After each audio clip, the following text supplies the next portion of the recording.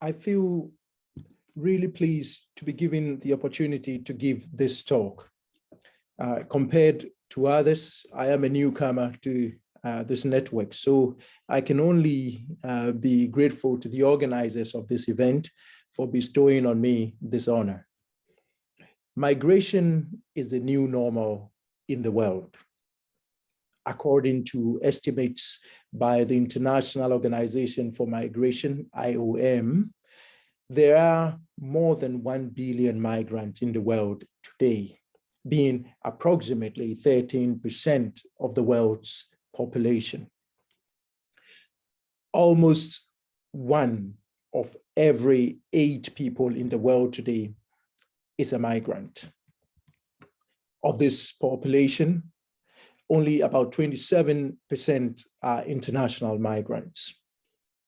Despite this prevalence of internal migration, it is international migration that receives the most attention. Of course, international migration has not simply increased. It has indeed soared. Initial estimates by the IOM in its World Migration Report of 2000 put the figure of total international migrants at 150 million. In 2020, it was estimated that the number nearly doubled to 272 million. And this figure is expected to increase even further. Europe, North America, and Australia are the most likely places to host additional international migrants. The current situation has made the migration question even more, not less, pressing.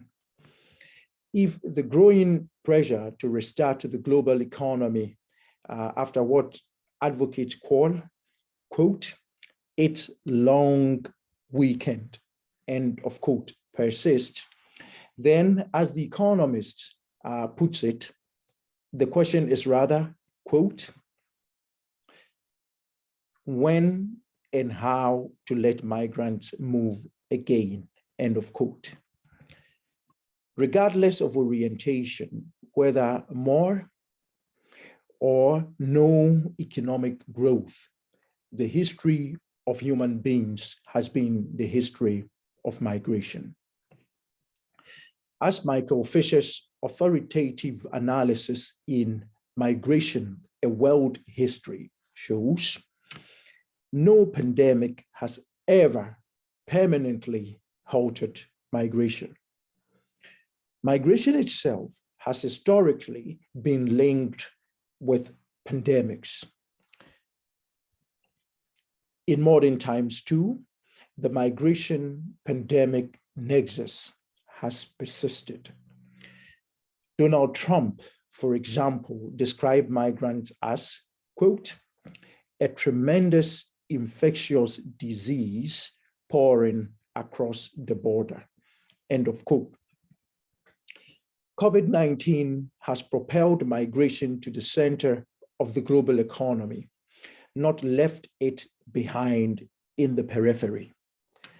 The pandemic has made most countries even more sensitive to migration. More and more migrants and migrant communities feel targeted too, as authorities disproportionately blame them for the spread of COVID-19 and hence impose stricter curfews and lockdowns in migrant communities. The age-old problem of racial profiling and minority scapegoating could become endemic.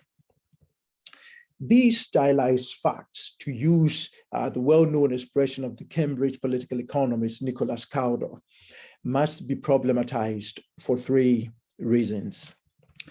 First, this description tends to emphasize the number of people and how these additional people endanger society, the economy, and the environment of the recipient countries.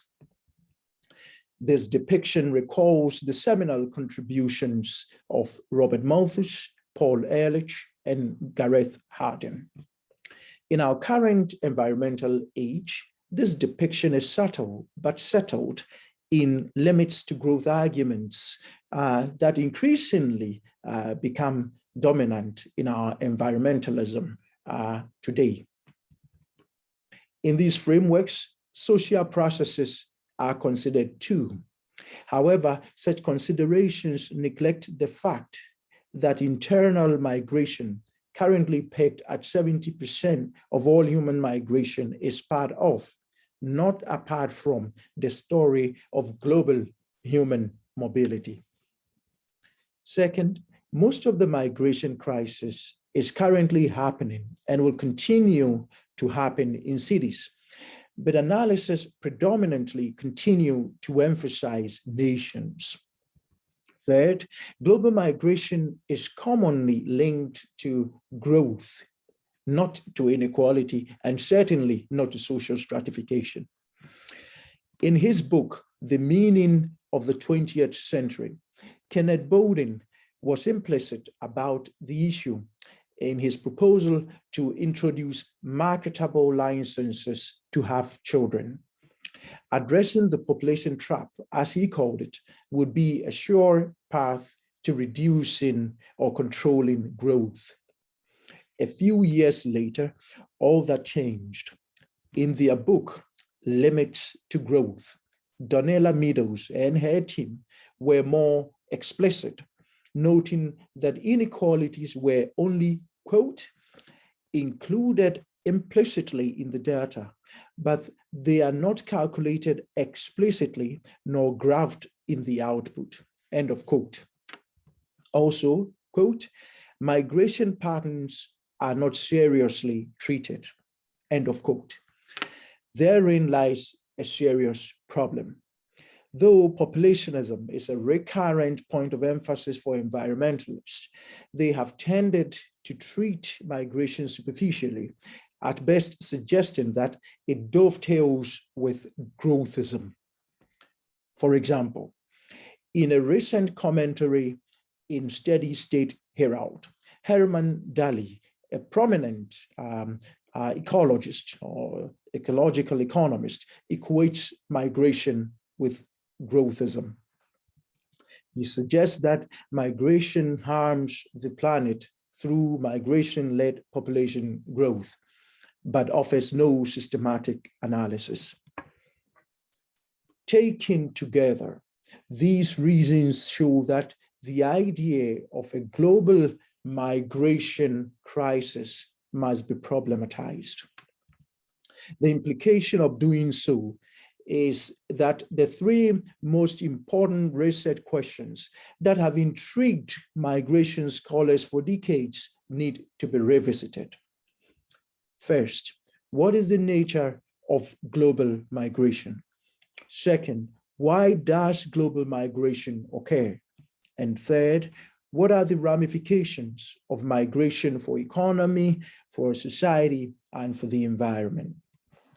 Existing attempts to address these questions reflect the conservative, mainstream, humanist, and radical methodologies in migration research. Although simply stated, there are important nuances in these four positions. For example, the mainstream story could start with a new classical economic analysis, but it could morph into new institutional economic thinking. Whatever their form, however, these existing frameworks oversimplify the migration process. They are based on questionable push-pull frameworks.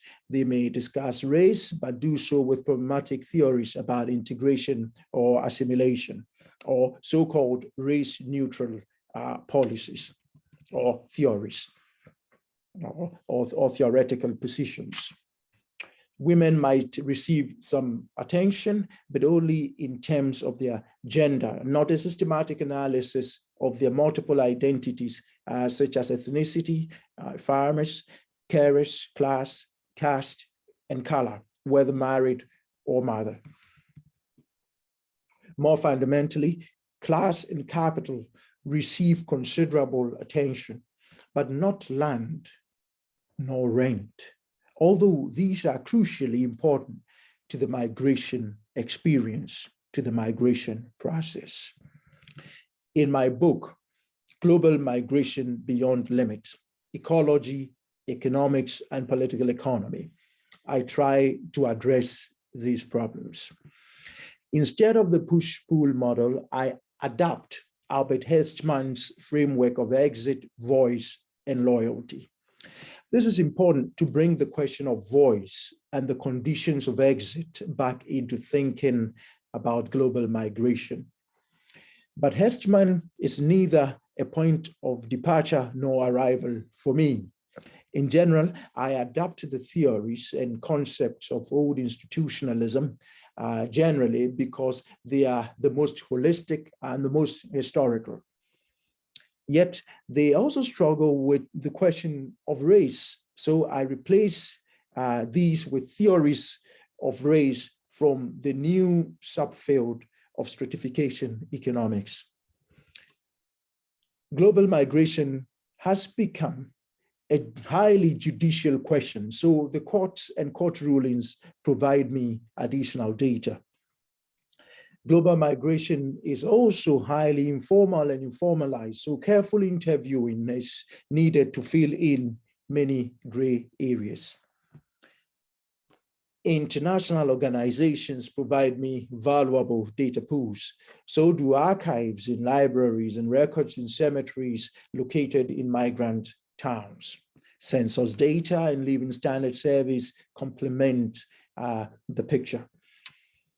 Reports by schools provide insights about migrant children, whom Robert Coase once famously described as, quote, children of crisis, end of quote.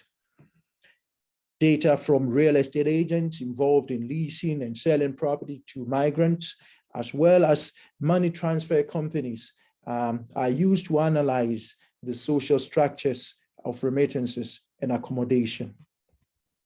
Several cases are analyzed, from internal migration to international migration, from forced migration to labor migration, and from remittances to reverse remittances, from education, entrepreneurship, and employment to return, and from Africa, Australia, Asia, the Middle East, and Europe to the Americas.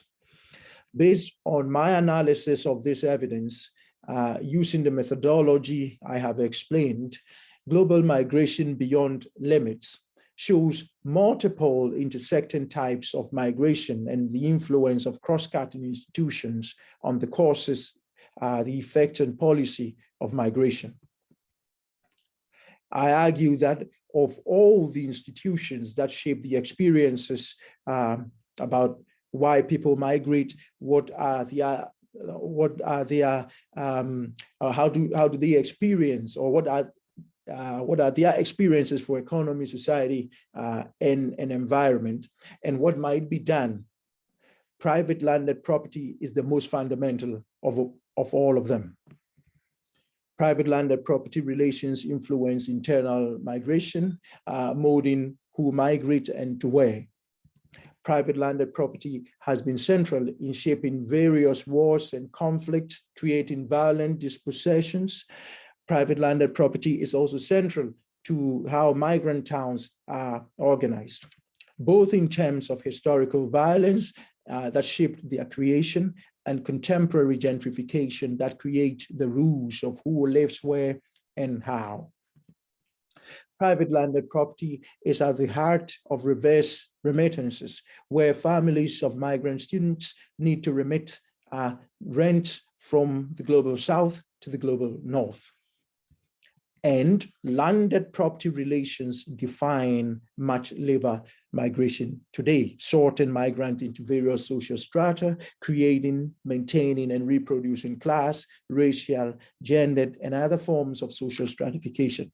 Indeed, even in terms of return, landed property acquisition influences how migrants live their working lives, when and how they leave their home, transit, or destination.